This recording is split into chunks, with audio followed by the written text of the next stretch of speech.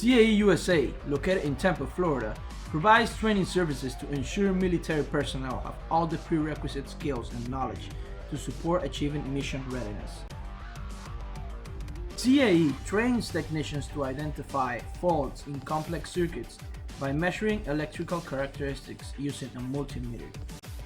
These devices are small, relatively cheap, and easy to use. However, the way tests are currently set up, these faulty circuits, also referred to as line replaceable units, need to be manufactured in order to allow technicians to perform such tests, which takes significant time and engineering labor. Taking into account that this approach does not add value to a trainee, CAE realized the need to significantly reduce the high setup and transportation costs, as well as make the training process more efficient, flexible, and convenient. This is where the Smart Multimeter project comes in.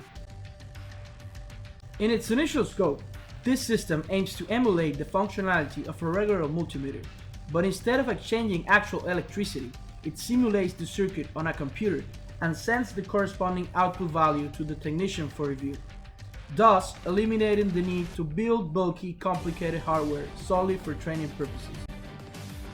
The system is composed of three major subsystems: the graphical user interface, the application programming interface, and the handheld device. The graphical user interface is intended to be used by the instructor, allowing him or her to select a series of test parameters, execute a circuit simulation based on them, and receive the corresponding output value.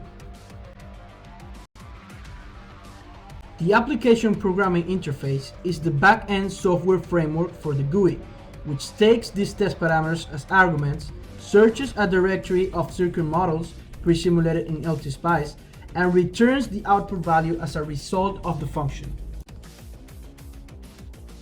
Finally, the handheld device is intended to be used by the technician in training to be manipulated as a regular multimeter.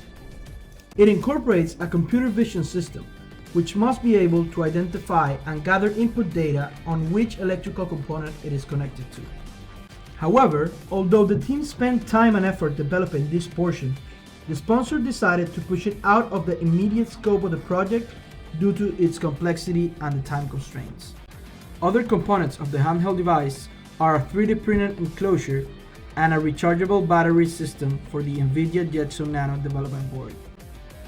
With the delivery of these elements, as well as the appropriate documentation to support them, CAE Research and Development team is ready to complete the integration of the system in order to permanently implement it in their training service.